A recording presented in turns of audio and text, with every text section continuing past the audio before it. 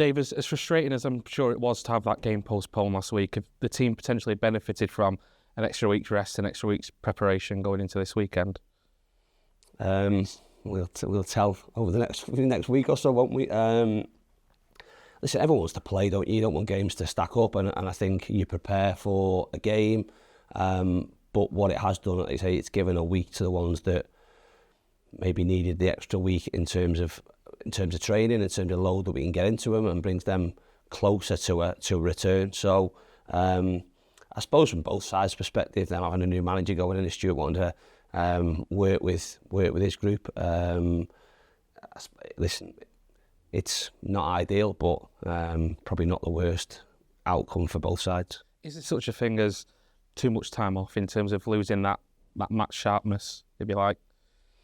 Not really, because you control that in terms of what you do over the week. So it gives an opportunity Monday, Tuesday to do some 11v11 stuff that we wouldn't normally do. Like I said, we gave them a week off with the weekend off rather, with the game being called off on Saturday morning.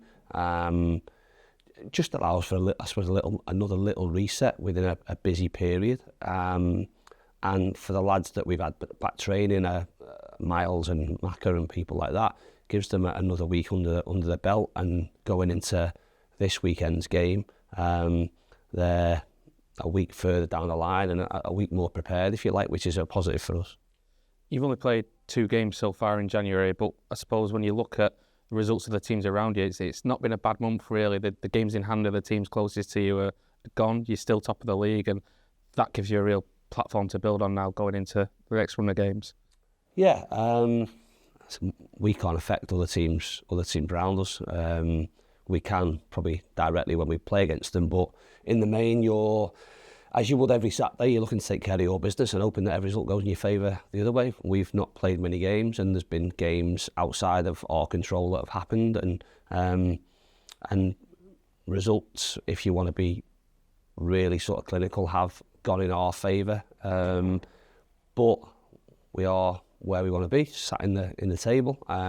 We want to be there at the end of April. I think we've 19 games to go now. We can't, like I say, control or can't concern ourselves with things outside of our control. We'll need a certain amount of points. We want to get to that amount of points as quickly as possible. You have the opportunity to do that in the next 10 games if you like, but we need to do it over 19, so that's the sole focus. Looking ahead to Saturday, are there any fresh injury concerns picked up during the week? Yeah.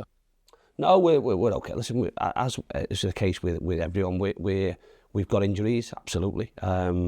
We're managing a few little bits, but the positive from our perspective is we've got players coming back, and hopefully that will be the case over the next 3 or 4 weeks. We maybe have one extra body every week, which is a huge positive. Alongside that, we're going to make sure we don't lose any. Otherwise, we're sort of one step forward, one step back.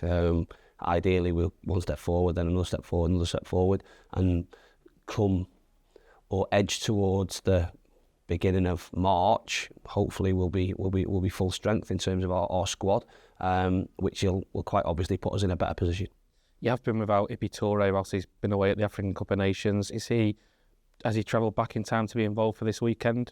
Yes, Ibi's back, arrived back yesterday, sort of midday. Long 3 flights, sort of mixed in between in terms of him getting back. So back in the building this morning.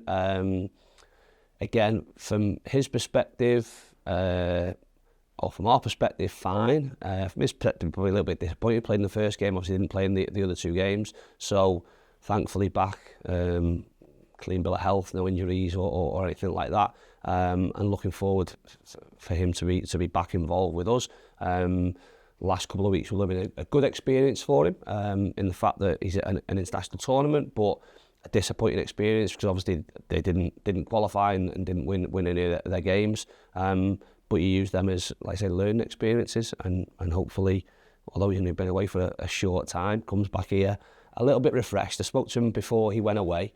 An opportunity for him outside of our group, if you like, to be able to reflect on the first part of the season for him, and what his aims, ambitions are, and what he needs to do over the second part of the season to sort of finish off strongly. So hopefully that'll be the case, and really glad to have him back. After the Mansfield game, there was maybe that feeling that because of the injuries he had, there was a real need for numbers, for bodies. But having kind of got through that period now and reached the point where players are going to start returning, does that, in terms of the transfer market, allow you to be a little bit more selective in terms of the calibre of players that you bring in if those players become available? We were always going to be selective, and we were always going to be disciplined around the roles that we needed to bring in, and that's still the case. We have to look at it in both ways. We look at it blue sky thinking to say that Maka, Miles, Sauce, Will, Ethan, Louis all come back absolutely flying and hit the ground running, and we also have to have a pessimistic outlook to it to say they've been out for certain amounts of times to each individual. Do they hit the ground running? Do they really come back into the team? Is there going to be little niggles alongside them being out for a long time? So you have to plan for all those eventualities whilst still making sure that the drive and ambition within the squad is that players aren't 3 injuries, 4 injuries away from being involved and playing. So we've got to keep that competitive nature. We've got to make sure people are motivated and know that there's opportunities up for grabs, and we're going to need everyone over the course of the back end of the season, where 3 months, if you like, and a real effort. We want this squad to be as strong as possible to cover every eventuality over the next 3 months to make sure that we finish in the position that we currently sit. And if we do that, then it will be mission accomplished. When we spoke before the the Doncaster game in October, there's maybe a feeling at that time that they were maybe sat in a false position. They certainly made you work hard for the 3 points at Edgeley Park. They've still not quite kicked on since then. Are you surprised that they're still in the position that they find themselves in at this stage? I suppose the last few weeks for them really, and Grant will potentially tell you better, is their season. So just that inconsistency really in terms of ability to pick up results. So had some disappointing results that they'll see, but then on the flip side of it, win at home against MK Dons 3-0, and it's been up and down for them. What they have got is a squad that's full of quality.